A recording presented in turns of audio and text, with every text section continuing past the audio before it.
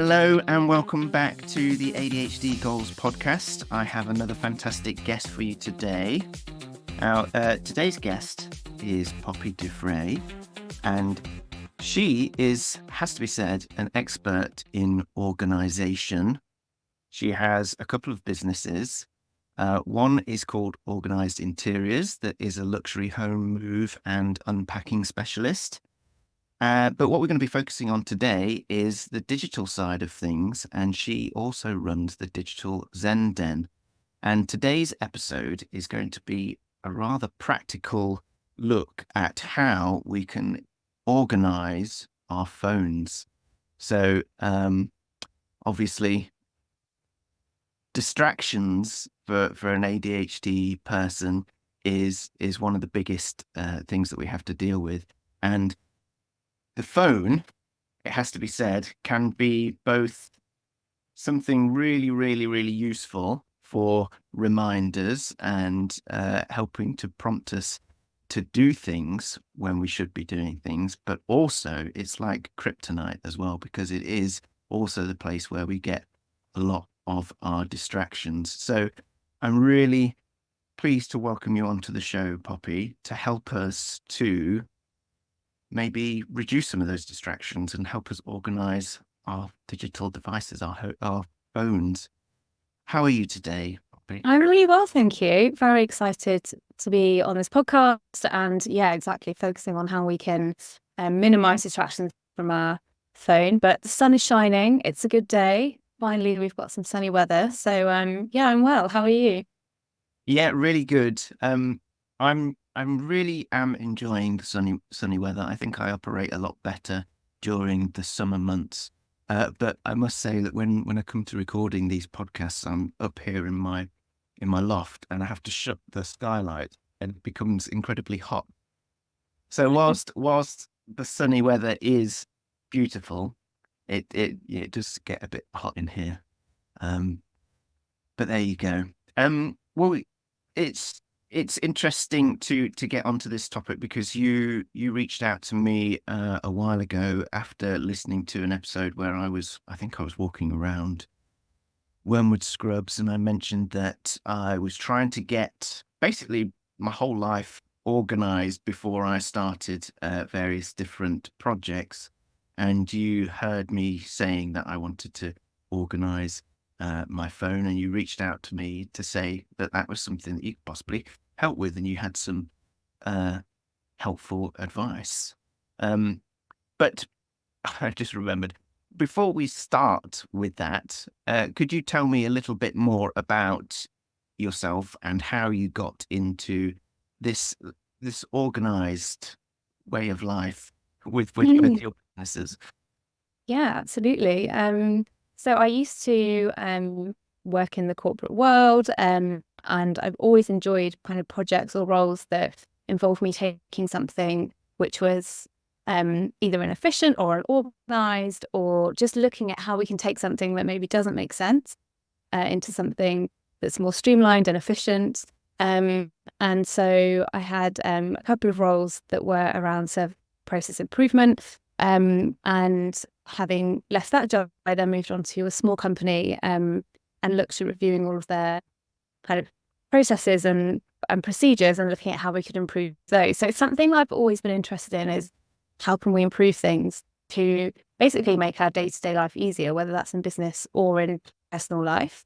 And so I'd always wanted to set up my own business, and the time kind of came around where that naturally occurred, and I decided to take the plunge into home organization. And that was really having had some exposure through one of the jobs that I had, kind of high-end property, and understanding how much kind of time and detail and effort goes into designing those homes. And from everything from the lighting to the architecture to the interiors. And it just got me thinking about this gap, which is actually people's belongings, and how we don't really, or certainly when I started about 6 years ago, home organization, now it's very popular. Everybody kind of knows about it. But when I first started, many people would still say, oh, what's a professional organizer? What do you do? What's a home organizer? Um, and so I'm kind of a really big believer that having an organized home is the kind of foundation and springboard for every day where you can kind of spring from. And if the home supports you and our belongings organized in a way which are functional, we know where things are, it's as organized as they can be, that really helps us day to day in terms of, calm space, calm mind, being able to go about our routines, and not having an additional stress as a result of our belongings, because I think we can all agree that life's stressful enough. And so if we can get that kind of under control, that's really helpful. And so after a couple of years of organizing people's homes, I started to have clients mention to me that actually they also, now that we've kind of conquered their home space and their physical space, they would really like to get their digital space organized. And is that something that I could help with? And so that's how kind of starting to look into digital organization occurred. There was kind of a demand from clients, and we've helped some people kind of organize their digital space. And I think as kind of time's gone on and home organization has become more popular and at the forefront of people's minds, digital organization, I feel, is the next thing that we should all be kind of looking at, because we've had this, boom in technology and use of technology over the last, 2 decades, particularly the last decade. We never detach from it. We never switch off from it. Our work is online. We're constantly just attached to a device. And my view is, if we're not if we're on our phone or laptop, even if our physical environment is organized, it's kind of irrelevant, because all we're actually doing is looking at the screen, and we're in the kind of digital space rather than our physical space. And I think it can really help our, mental health, our productivity. I think there's so many benefits from organizing a digital space because we'll spend so much time there. And that's how I suppose the journey has happened right from the start, and getting into organization and then through to digital organization. I think it stems from a real passion for making things as kind of simplified for people as possible. And also, I think the way that our lives are in 2024, we really have to proactively manage things in our lives so that they don't manage us often, because there's so much going on. And I think digital organization and digital well-being kind of fits into that. Yeah, I just, as you were speaking there, I was thinking about how disorganization in both my physical space, my house, and my digital space, and how that affects me with ADHD. Because obviously, with ADHD, there's a lack of dopamine receptors in the brain. So the brain is always looking for something new and interesting to give us a hit of dopamine and distract us, essentially. And what I find is, in my digital space, it feels like my brain and my digital space is just full of open tabs. If you were to look at my screen now, I've got, on a Mac, you can have different screens across the top that you can dip into. I've got, 8 of those, but we've got all different browsers open. And in those browsers, there's all different tabs open. And in my mind, I'm saying, well, I need to remember to come back to that. So I'll leave that there. Otherwise, I'll forget it. But what happens is that every time, I'll switch my computer off, not, I won't close anything. Everything will come back the way it was the day before. And rather than starting from a clean slate of like a fresh mind, my brain is instantly seeing things that I haven't done, haven't finished. And rather than being able to tackle the day with, a lot of energy, my brain is already going, I've got to do that. I haven't done that. Oh, I forgot about that. That was 3 weeks ago. And in the same way, my house is doing exactly the same job. I might be, walking through the house, whether it be, going downstairs to make a cup of tea. And I think, oh, I need to do some washing later. So I'll get some clothes in a room and put them by the washing machine. I won't put them in the washing machine. And then I'll start walking past that 2 or 3 times.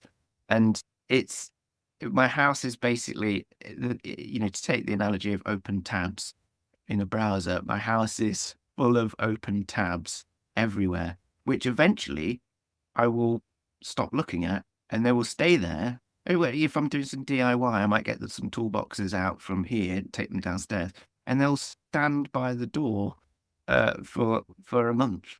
And so the point I'm trying to make is that is instantly reminding me all the time and distracting me to say I haven't finished a job. And whilst I thought that would be helpful to remind me to get back to it, it's actually sapping my energy from whatever it is I'm going to do next.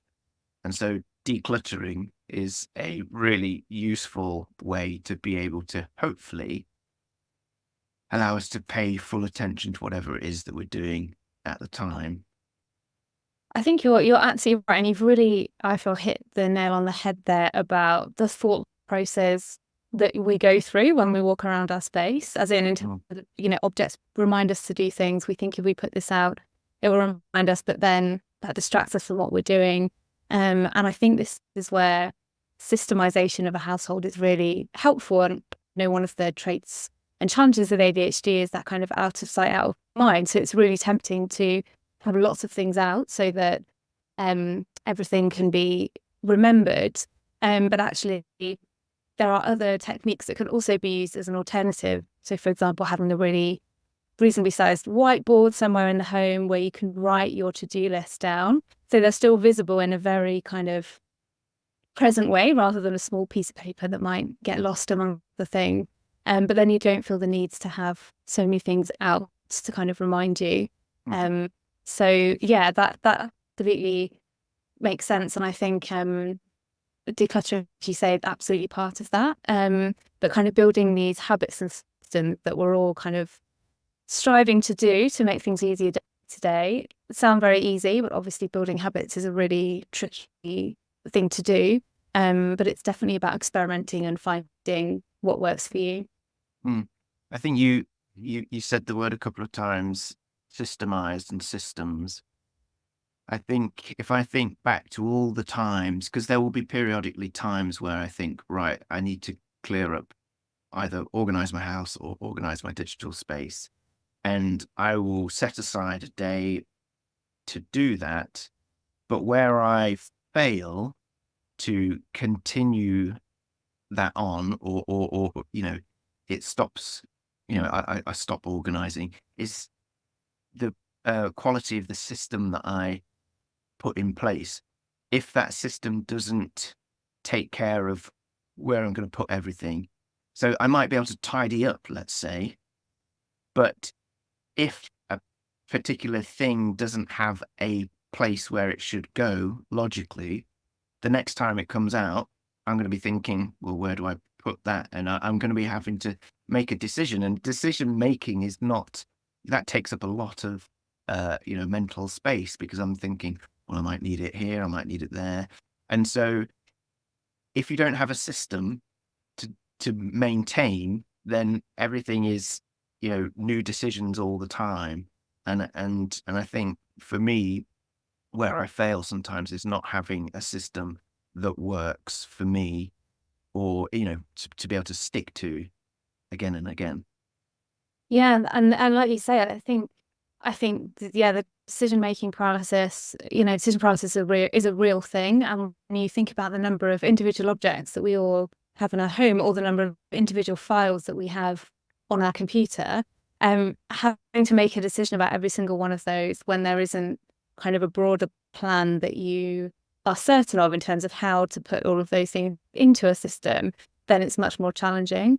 And this is where I think, in terms of home organization and home organizers, or using even AI as your kind of online home, the benefit comes from working with someone or working with AI to present your personal challenges, and then for the expert to be able to help come up with some solutions that will work for you within the space you're in, within your challenges, within your routines, and really kind of help come together. And whilst it's, in my experience, much more helpful to have a person there to physically help you with that process so that it doesn't feel overwhelming and you have that accountability.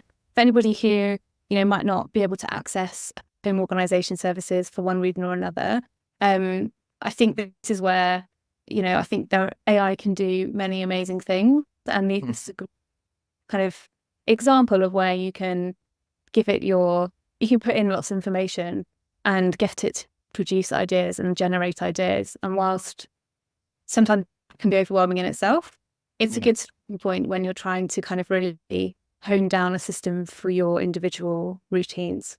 So I've never, I've looked at AI for a lot of things and had a little play. So when you're saying you can ask AI, what can you take me through that briefly?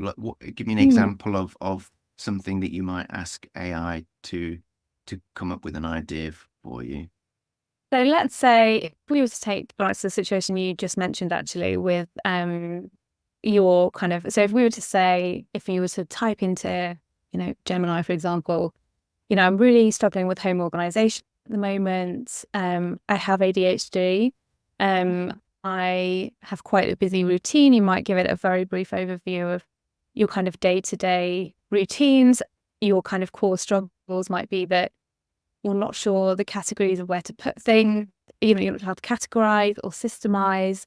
You've tried X, but it's not working. You can almost do a brain dump into the AI and then ask it some ideas of how it can help you solve those problems.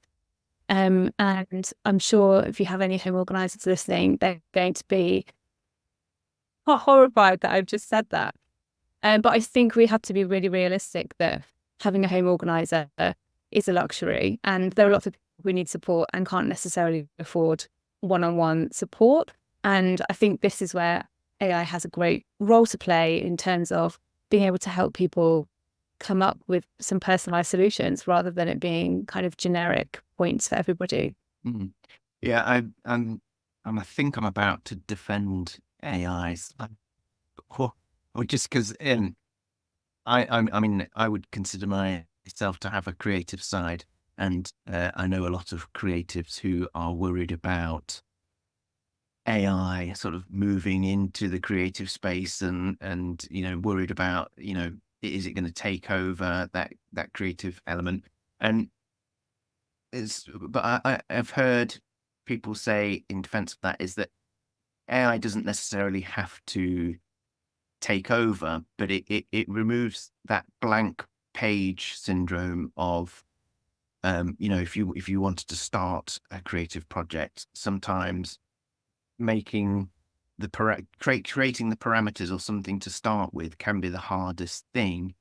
And particularly with ADHD, starting a task, you probably get overwhelmed before you start and don't do anything. So if there's anything that can just get the ball rolling, it doesn't have to be the final solution. You don't have to, it doesn't have to necessarily be exactly what you follow, but it gives you a starting point to just transition into the task and start somewhere. You can adapt as you go. Yeah, absolutely. I think that's a great point. I think having that as a starting point, like you say, it is about just trying to become unstuck often from whatever position we're in. And I think, of course, there are concerns with AI, and an AI is not a complete substitute for a conversation with another person.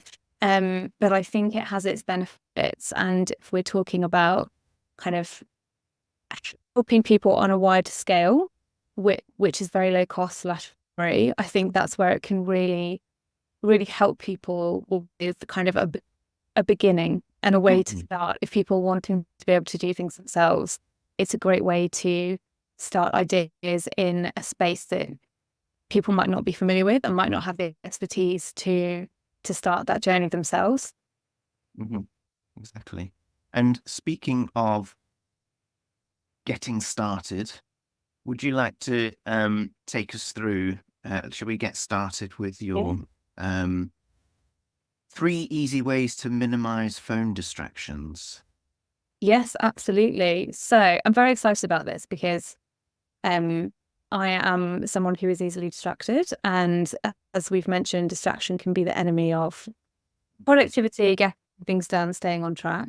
And our phone, I believe, is one of the biggest problems when it comes to distractions because we're all attached to it. It never leaves our sides. It's sat with me right now. And so the first point is around apps and decluttering our apps. So the vast majority of apps are free. It's really easy for us to jump into our App Store, our Play Store if we're on Android, and download apps that we either need in the moment or we think might be useful, or we've seen enough like an advert for someone and we've clicked through and then we've downloaded it. And research has shown that the average smartphone user has 80 apps on their phone, but only 30 of them are used every month on average. So it's almost like that 80-20 rule that we all talk about, that's often mentioned around, I imagine we probably spend around 80% of our time on about 20% of our apps. And I think being able to declutter our apps is a great thing for many reasons, but I think we should make it fun. I'm a really big believer that if we can make something a fun task, we should. And as someone whose background is in home organisation, I love a good before and after. So I think if anybody's planning on decluttering their apps, it would be a great idea to go into your phone settings, which will tell you how many applications you have on your phone. Make a note before you start, because it's always nice to feel like we've accomplished something.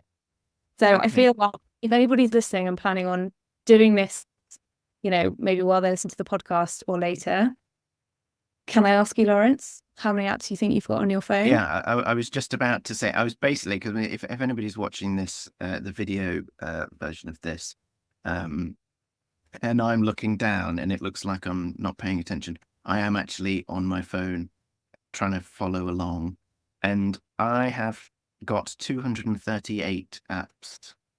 Wow, okay. So possibly some room for decluttering there, do you think? Yes, I think Okay, so. great. I mean, that's a good this is a great example. I feel like you're going to be a great case study now, so we won't go on declutter them all.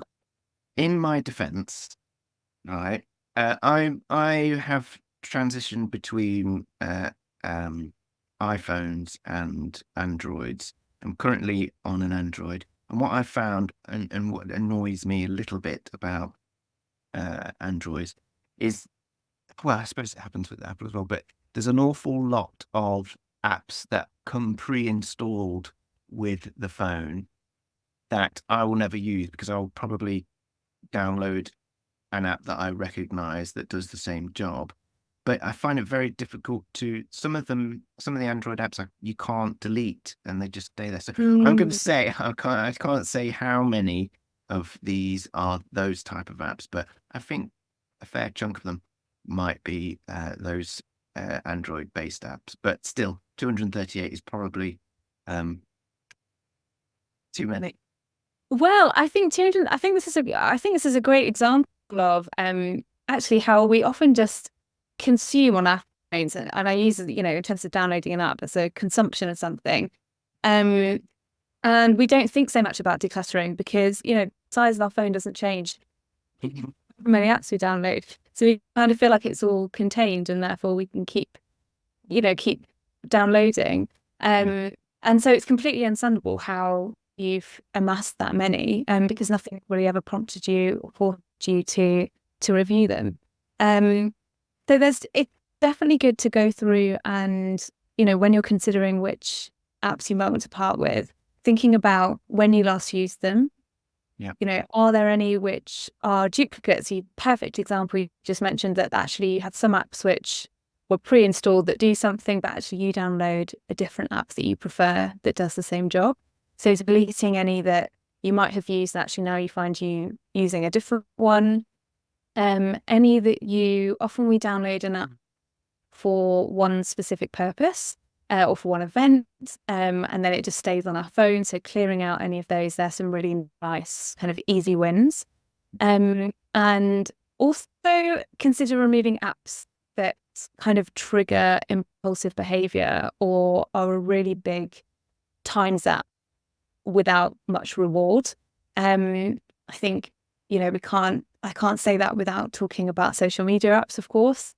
And sometimes when I want to really focus and I might be struggling to get certain things done, or I might be in a really busy period and I know I'm really tempted to just mindlessly scroll, I'll delete the app because we can always re-download it in the future. But if I need to go onto it consciously for a reason, I can go onto it on my laptop or I can type in the web address on my phone. But sometimes deleting some of those apps can also just stop it being that automatic.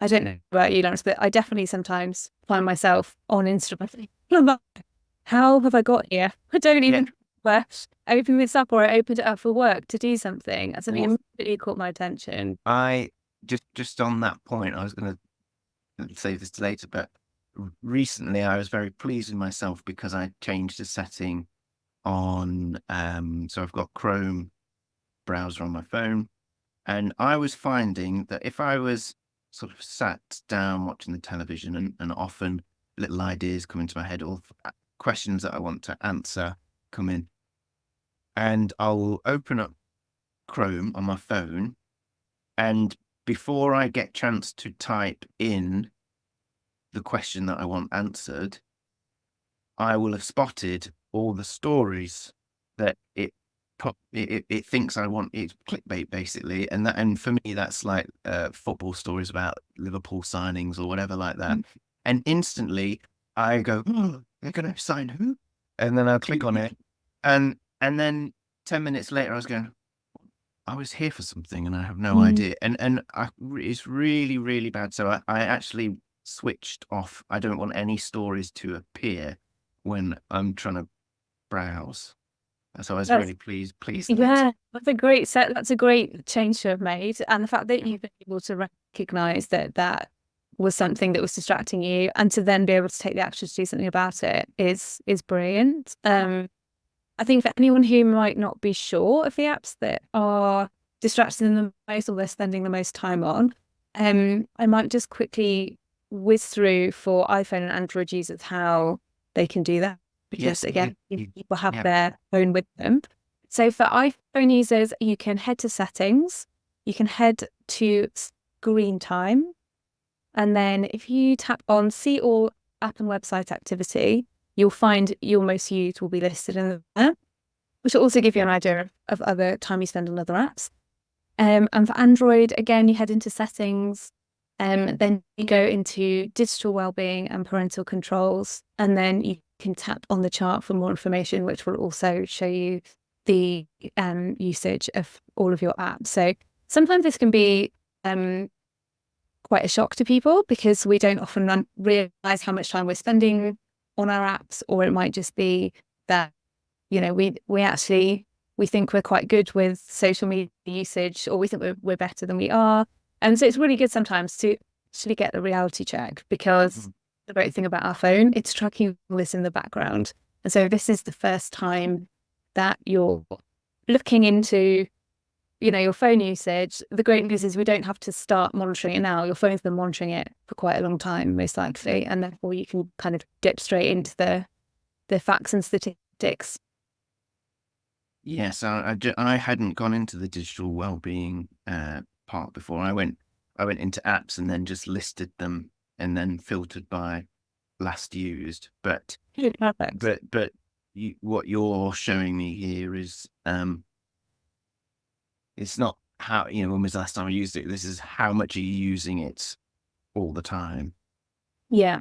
It gives that kind of rounded view that we're often, you know, we're managing so many things in our lives. We're not necessarily paying attention to what we're doing when we're kind of half, you know, going about our day on our phones and doing various bits and bobs. So yeah, it can be an interesting way of understanding our usage, which probably leads us quite well onto point 2, if we're happy to dive into that.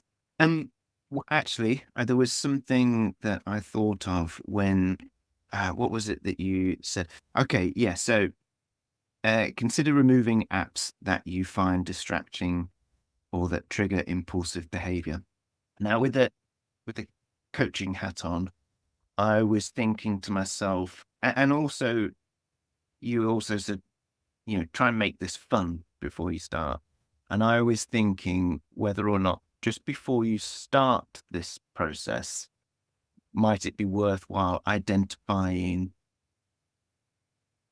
so that you've got a lens to look through when you're looking at apps, is to say, what are the impulsive behaviors that I want to um, reduce? Um, so that when you get to an app, you can say, no, that's one of those ones that needs to go. Rather than, it's almost like the system that we're saying. If you know what the system is, you don't have to make a decision about it. So if you're going through and looking at things, maybe beforehand you've identified what are the impulsive behaviors that you want to stop, you can look through that lens to say, yeah, that's one of those. Yeah, that's a great idea. It's that kind of start with the end in mind, isn't it? It's like, what are you as an individual wanting to achieve by decluttering your apps, and what is it that's what benefits would it bring to you? So that's a really good point, Lawrence, because I do this with clients with their physical space. We talk about what would you like your space to feel like at the end. We really try and get into the feeling of things, so that we've got a really clear goal for the client first, aside from the smaller things that we're considering. And what you're mentioning here is a similar thing. It's like, how do you want to experience using your phone? What are the things that you don't want to be experiencing, and how can it be better? And that will be slightly different for everybody. So I think that's a really good point to take a note and take some time to think about that, because you're right, it will definitely help with the decision making, because you've got a reference point to kind of pop each app into almost, and say, is this positive, negative, required, not required, by your own kind of map of what's important to you. Yeah. Yes. So take us to point 2. So point 2 is around notifications. Yes. Mm-hmm. And the reason that, this links so well into impulsive behavior is that notifications pop up. We're doing something, we're working, whatever we're doing, we're focused on something.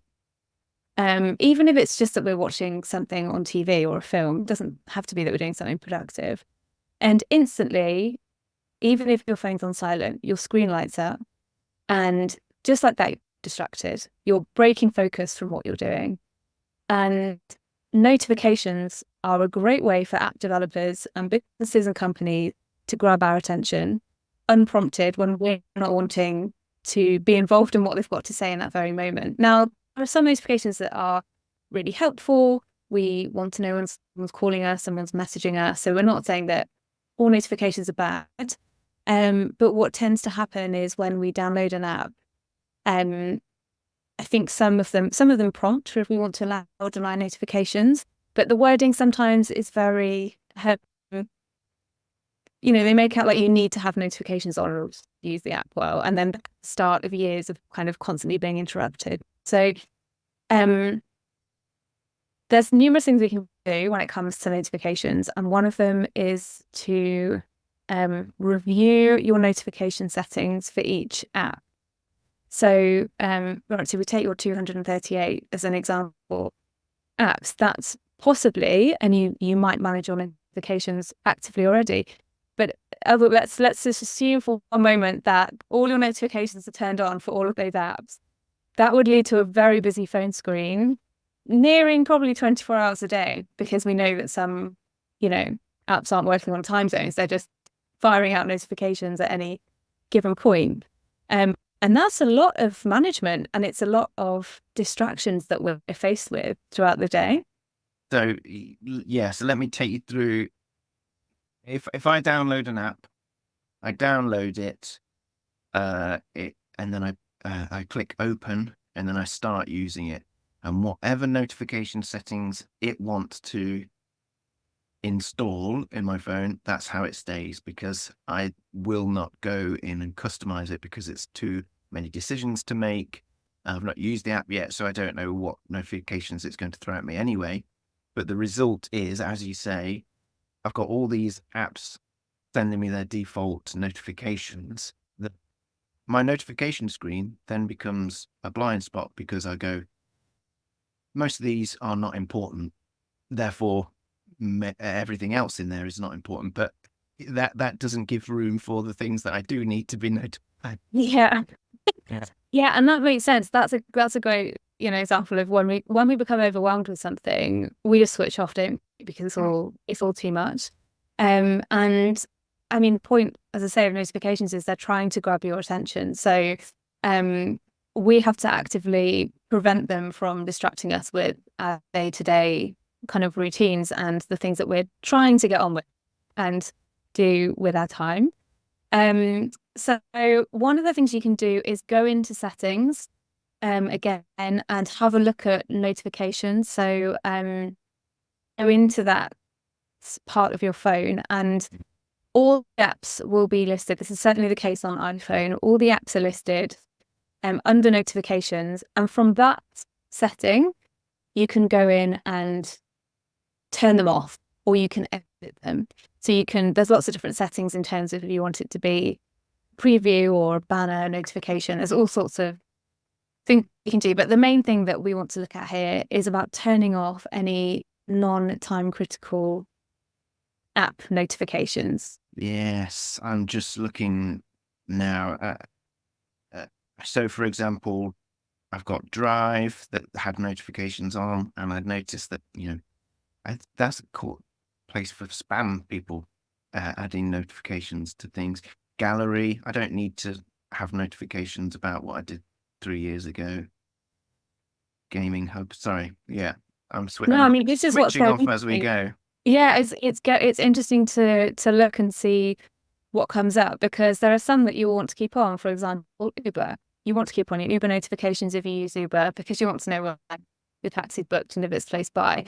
And then there's going to be others like, I don't know, Domino's or Papa John's, let's say, where do you want to be reminded every day that they want you to buy a pizza? Or do you want them popping up into your phone?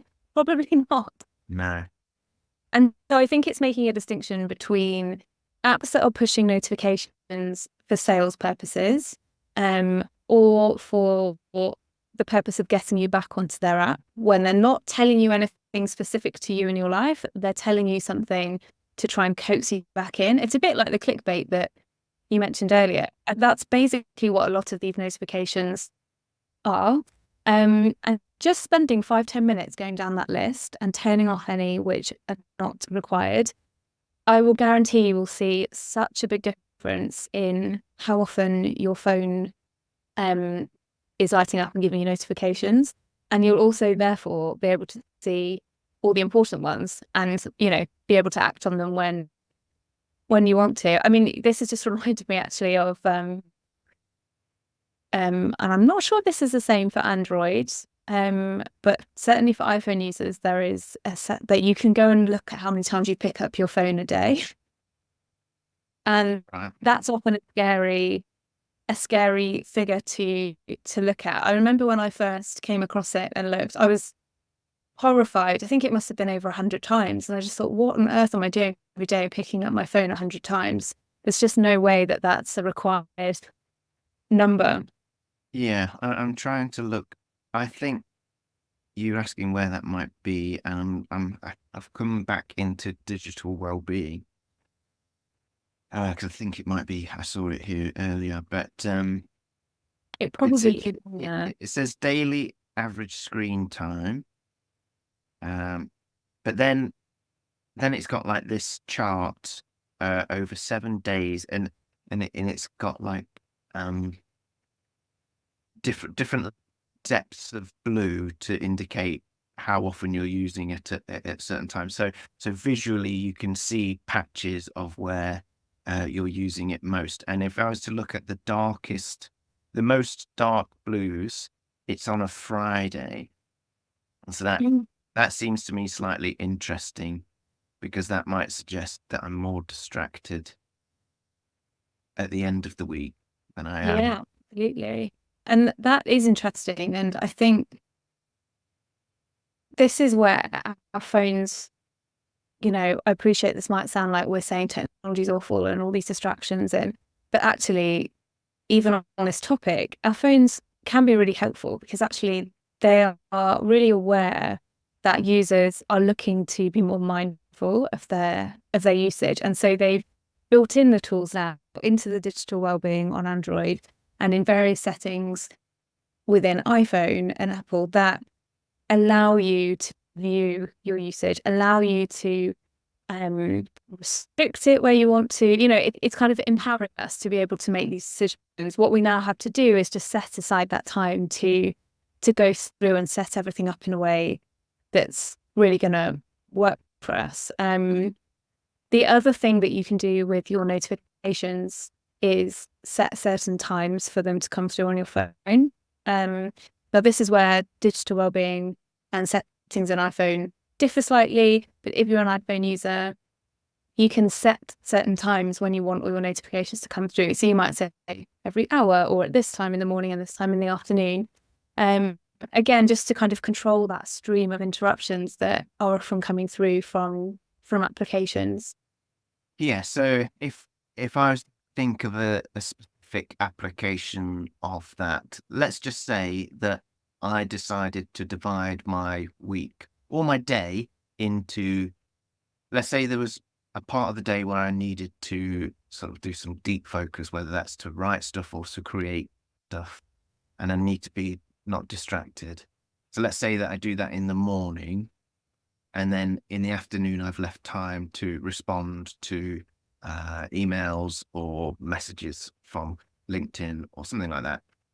What you could then do then is on LinkedIn say, don't show notifications in the morning, only show them in afternoon. Is that the sort of thing that you're? So it's more all-encompassing with this particular setting. So it will manage all of your notifications rather Oh, than some of them. So okay. it bulk up all the notifications. So if let's say you never want to receive any notifications before 9 o'clock in the morning, as an Mhm. example. But actually this leads on really well to tip 3, because this is about mastering your phone's modes, because Mm. there are great ways to set up different profiles for different times of the day that you can really highly customize that work for the kind of thing that actually you're referring to. So for Apple users, they have a do not disturb function that's an option, focus modes, and there's all sorts of different profiles effectively that you can set up and Yeah. set up on your phone. The great thing about these is that you can look at, okay, I don't want any notifications to come through, let's say, apart from LinkedIn or apart from phone calls. Or you can say, well, as well as that, you can also then look at your contacts. So you might say, I don't want any notifications to come through from anybody except for my partner or a Mm. family member or work or whatever it might be. So the great thing about this is you can set these up just once, and then depending on the kind of work, the kind of mode that you're in, or the day that you're having, or the couple of hours that you're having, you just simply go straight into that mode, turn it on, and everything's kind of pre-set up for you ready so that you won't be distracted by anything that's not important. But anything that you do deem important can still come through, which is much better than kind of having to turn your phone off, but then worry that you might miss something that's actually really urgent and important. Yeah, because I'm thinking now of, let's just say I don't want to be distracted by work things early in the morning. So one thing could be to, flight mode or switch it off. But I use my phone for my habit tracking things, or to remind me to do the things that I need to do it early on in the day, that gives me the fuel to operate better. So for example, taking any vitamins, or drinking water, having my breakfast, that sort of thing. I need my phone to remind me to do that, or to give me the little checklist so I can tick them off so I feel good about it. If I don't have the reminders for that because I've switched it off, or it's on airplane mode or something like that, then so this is a really good way of being able to tailor that mode to work for you. to Yeah, that task. absolutely. Absolutely. And again, this is where like personalization is the key here. And this is what's great about these functions. And for Android, it's work profiles. For anybody that's an Android user, they can go in and edit them in a similar way. Um, my favorite one is is sleep as a profile.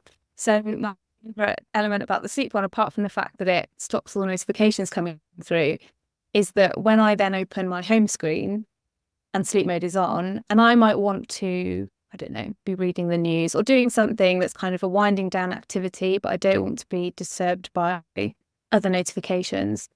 The thing that I love about it is it clears all of the red notifications on my home screen. So when you open up sleep mode, if you have emails, it's not going to tell me. But you also don't have all those kind of like little red dots that sometimes we're really keen to clear. And it's just such a calming thing to do in the evening. Yeah, I mean, that's the annoying thing that I find about WhatsApp is you mute a conversation, but somehow you still see that you've got 13 notifications from that group that you didn't really want to be in. And for me, that is not, yes, it's not telling me at the time, but I don't want to know that there's a million things that I've not No, that's seen. very true. Yeah. Very true. And actually, I mean, that's where archiving a conversation in WhatsApp it can help rather than muting it. Once you archive it, it's not on the screen at all until you go into your archive section. So you can still access it when you want to, but like you Mm, said, we're not seeing that everybody's mm. not and you need to catch up. Um, you talking about transitioning between modes. So because I used to design, you know, websites and digital apps and things. I'm thinking about easy ways in which to.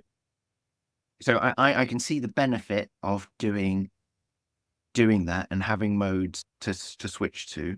What I'm thinking is the likelihood of me doing that because of where those settings are in my phone. I've got to open up my phone, unlock it, then I've got to pull down, and I'm on Android, remember. So I've got to pull down, then I've got to click the settings, and then I've got to try and remember, oh, it's in there.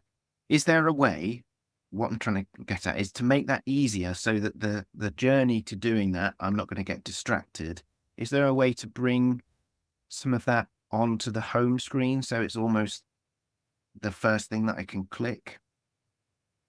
I'm going to be completely honest and say I am far more familiar with iPhone as I'm an Hmm. iPhone user. And on iPhone, you can just simply drag the screen down and your modes are there straight away. So you can just take into the mode that you want.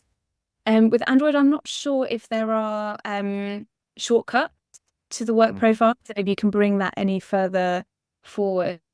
But what I would say is, I think your point about how do we make sure that this happens and remembering to do it and remembering to come out of it, which is just as important. Um, if you're someone who likes to make lists, for example, around your work or around your day, putting that in as a turn, focus mode on, turn focus mode Mm-hmm. off in your kind of order could be a way of making sure that you're not distracted / reminded about it. Um, I think these things are definitely habits that have to be built up over time. And I think sometimes being able to have a couple of times where you've used it and it's been really effective kind of really helps solidify the importance of it, where we've seen the benefit. Because then often, so sometimes if I'm feeling really overwhelmed with maybe work notifications and I'm trying to do a piece of work which requires my focus, that's the thing that can, help remind that overwhelm is a thing that then triggers me to say, okay, I'm going to go into my focus mode now on my phone. So sometimes it's just having that association because if we're feeling overwhelmed and we're trying to manage that emotion, then we're more likely to take the action off the back of it. Yeah. I've just been looking in uh for Android users, there isn't it's not readily available from dragging the screen down, I don't think. But what I have done is you can sort of long hold on the home screen, to add a widget to the home screen, and in there, if you scroll down, you will eventually come to widgets for modes and routines, and there are little widgets that you can then put on. So yeah, so I could then have the modes and routines that I want to switch to and from readily available on that home screen. Perfect. Great. That's good to know. Yeah. Anything that makes, it might just sound like one step, but actually cutting out one step can mean all the difference. It's all of you, and it's just making everything as simple and straightforward and, like you say, visible as possible, because worked with lots of people who have ADHD over the years, because organization is often a challenge. And the main thing that we focus on when we're setting up systems is making sure that things are visible, things are clear, things are labeled, rather than kind of hiding things away and relying on the memory of being able to remember where things were or how things are organized. So that definitely makes sense. If we can have it at the forefront of our home screen, then that's a great way to have it a bit more front and center. I was just looking at this sort of list. I can, we've sort of mentioned before that, people with ADHD will be aware of, how organization really helps, and they will periodically, or certainly from my own experience, I'll periodically go through phases of saying, I need to do this now. I'm going to set aside a day to do it. But then once I start, it can easily become overwhelming, and I may then not get through the entire thing and may not finish organizing it. But in my mind, I've dedicated a day to it, but it's still not doing what I need it to do. So if you got any tips of how to maybe tackle this list? Yeah, that's a great question. I personally find that this has helped with clients too, in terms of, normally we talk about this in terms of maintenance of organizing and maintaining your digital space, but this absolutely applies for setting it up too, is to look for periods of what I call dead time in your day.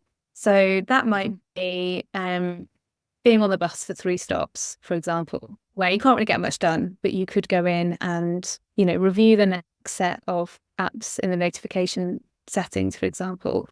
It could be when you are waiting for your child to come out of school and you're waiting by the school gates and you've got 5 or 10 minutes. It could be when you're on a plane, for example, and you are not connected to Wi-Fi or signal. And actually, that's a great time to go through and review these settings, because it's kind of trying to find, I feel, carve out small chunks of time where we're less likely to get distracted when we're not focusing on a separate task. Because we think about our days and routines. Often there are lots of small kind of small spaces in our day where we can fit in small things, so that it feels a bit more. Often people work well under pressure, so it's almost that concept of, I've only got 5 minutes now before I get off the bus or before my child comes out of school. I'm going to see what I can do in that period of time. And that helps us focus, do as much as possible, and it hasn't interrupted our day. We haven't had to turn it into what feels like a huge task in our heads and a huge activity, which sometimes on its own feel overwhelming and make us far less likely to do it, because it doesn't feel like something we want to do and it feels like it's going to be a real chore. I'm definitely someone who's guilty from time to time of making a really big thing out of something I need to do in my head, and it just feels so much bigger and harder than it needs to be. And actually, when I finally get around to doing it, I just think the amount of space I've wasted, procrastinating on something or getting to a point to do it. So I'm a really big believer of just chunking things up into small period of time, and doing it bit by bit, because every small bit of progress is progress. And sometimes, we need that for momentum to do the next bit, but in a way that doesn't feel overwhelming. Yeah, I think that's the key. whenever anybody's trying to implement new habits, there's a tendency to say, well, I'm going to change my entire life now. This is that gym membership in January syndrome, where you say, I'm going to do, New Year's resolution, I'm going to change everything about my life. And then it's such a shock to the system that you then can't maintain it. So just trying to install one habit into your life is more likely to, one habit at a time is more likely to be successful than trying to do everything in one go. And probably looking at this list, if you take 1 point at a time in one session, it's probably going to be more successful than trying to do all three at once, because you might get stuck somewhere, or brain capacity will get overloaded. Absolutely. I'm going to add another idea into the mix there, which is often when we watch TV and we're watching episodes, we are often on our phones anyway at the same time. It's very rare that people sit down and give that their full attention. This is quite a nice background activity. It doesn't need to require sitting down and just focusing on that solely. And actually, it's the kind of thing that we might be more inclined to do when we're also doing something that we enjoy, such as watching the latest episode of a series that we're watching. We can alongside start to set some of these things up. So that's another idea of how it just doesn't have to be such a big overwhelming task. It can be something that we do alongside other things. There was another thing. I've just been looking at the notes that I was writing as we were going through things. And one thing that sticks out to me is it goes back to the deleting of unused apps.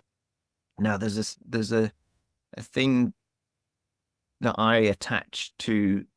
So, like I say, if I download an app, it might be because I've had an idea about something that I want to do, or project that I want to start, or it might be something in the future, and therefore I've downloaded this app, but I may not be engaged in the project at that time, and therefore, if I'm going through the list and I'm reviewing it in step 1, and I'm reminded of that thing that I wanted to do once, I know that I will feel that if I delete this app, then I'll never do that thing that I wanted to do. And it's like killing a dream. And so I know that I will be struggling to press delete, because it's like saying, you'll never do that thing. So I wonder if there's a way of maybe tricking your brain into saying, this is not the end. It's just not going to live here. And I wonder if sort of transitioning that maybe as to a note into a second brain or something. I mean, we can talk about second brains on another episode or something, but maybe just saying, this is not the end of a dream. We're not going to kill it, but we're going to get it off the phone. Yeah, absolutely. I think when you said about transitioning it to a note, I think that's a great idea. The note app is a place for generally lots of overcrowding and clutter that does tend to see the light of day for lots of people. But reminder lists on the phone, where it's literally set up to be a list, and you can kind of create categories and subcategories. I think having a category that's like dreams or reminders or whatever it is that app represents, that you don't want to let go of or forget, you can just turn it into a note. So it might be apps that will help me with my side hustle in the future. As an example, say that right now you've parked the side hustle and you kind of want to just clear the noise. You can just make a list of all of the apps that relate to that. And that way, when you want to go back to it, it's tucked away nice and neatly in a small note, but you're not having those notifications. Because the challenge with those types of situations, I think, is we all have lots of ideas and things that we want to do and achieve. And it's really easy to feel like we're not achieving everything that we want to do. And every time we have a notification from an app that's linked to a dream that we're not doing, it's that almost little prod of kind of like, here I am, and you're feeling like, oh, I've not done that yet. I've not achieved that yet. I've not started working on that yet. And actually all that's producing is a negative thought that we just don't need in our day when we've already made a conscious decision to park something. So I think, having a list is a great way of we're parking it, we're not deleting everything to do with it. And I suppose that sort of rounds off nicely what we're saying about goal setting before you start. If you this is things I do with coaching clients in terms of giving yourself a framework of what is my priority goal right now for the future, right now that's going to lead me to where I want to be in the future, so that I've got a framework of anything else other than this is a nice to have, but it's almost, this can help me once I've achieved this. You can then almost categorize the thing that you're removing and saying, this is not going to help me achieve the current goal that I'm at, but I'm going to put it there in a sort of prioritized list of when this can come back into my life. So I'm not forgetting you, but you know, why are you here? You're here for this reason, but I'll come back to it. Yeah, absolutely. It's about the here and now, isn't it? And I think the more effectively we can manage our current goals and our current tasks and activity, the sooner we'll be able to get on to the next thing, rather than feeling like we've got the weight of everything we want to do on our shoulders. Well, I'm just thinking, there's so many more things that we could talk about in terms of all the things that you explained that you do, like organizing interiors, but also organizing the digital spaces. We touched a little bit on second brains, and I think in a future podcast episode we can talk about actually organizing the computer itself.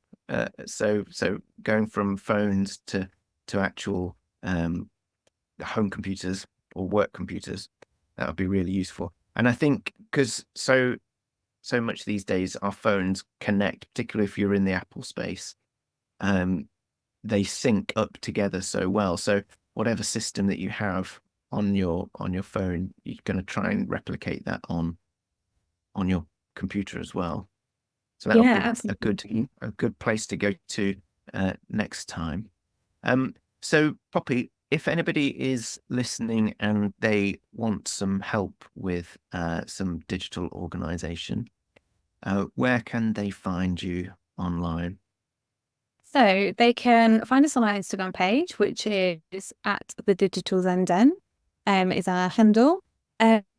We have a website which is linked on there, and we also have 2 PDF documents which are free downloads, really useful for if you want to, for example, we've got one on ditching the distractions, which is covering everything we've covered today. So if anybody wants in kind of a clear format so they can go through and have a look at a later date.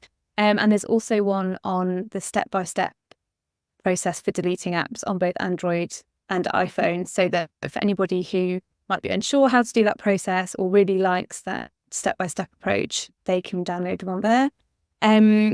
So yeah, that's the best place, I think, going to our Instagram, and then from there you can jump into any of the links or PDFs that you would find useful.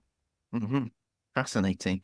Okay, so I think I am going to spend probably an hour now deleting some of those 238 apps.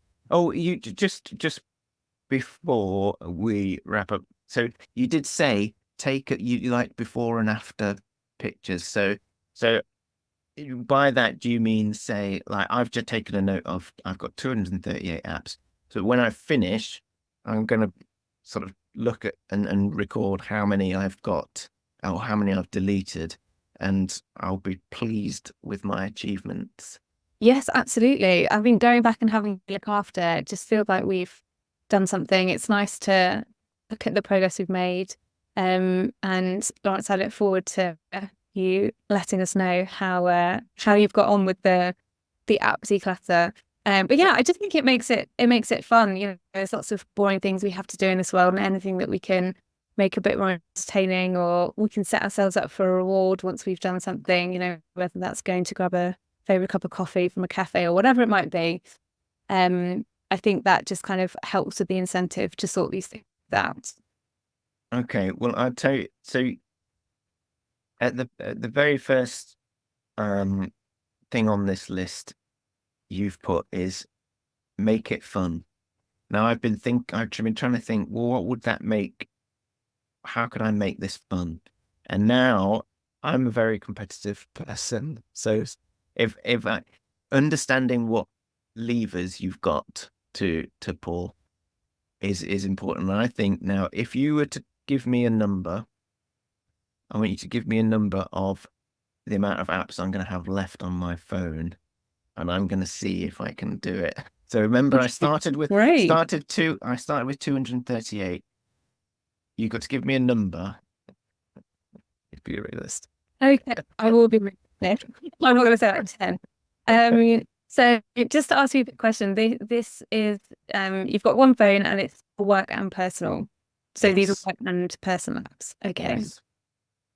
I'm going to test the water and ask how you'd feel about 50%. 50%. Yes. No. I mean, if you achieve that, that would be an incredible achievement. That's 50% less notifications, even before you start managing your notifications. And you can also go back and have a look through your latest used, and if you want, work from the bottom to make it easier. Yeah.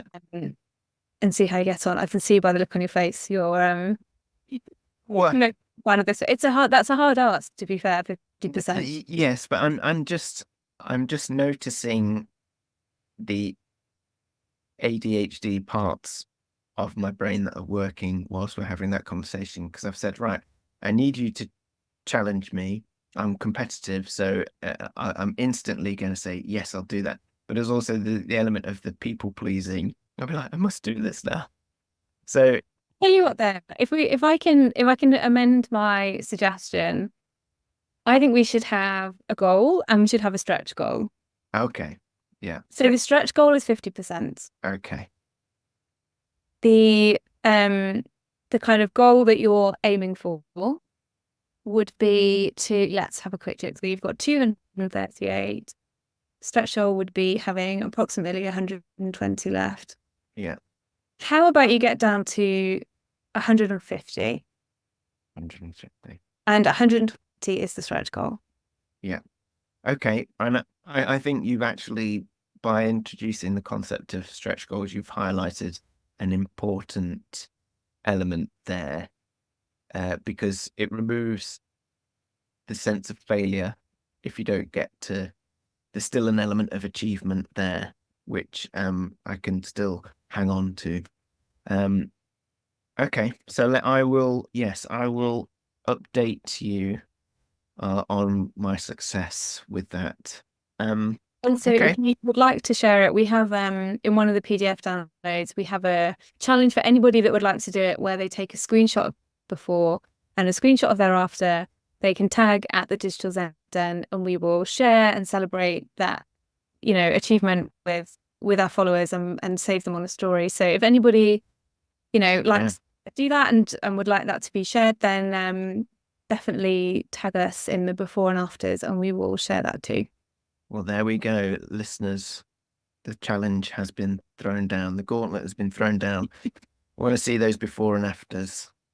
Okay, thank you, Poppy. It's been wonderful to chat with you. And like I said, I think it would be great to get you back on to do more organizing. I think it's really helpful to have those structured lists for us to start with. And yeah, it's really a fascinating topic and a really helpful topic to just ensure that we're able to maximize our concentration by removing distractions.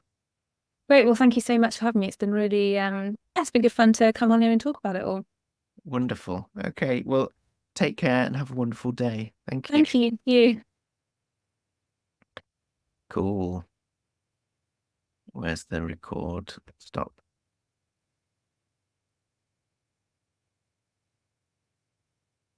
There we go.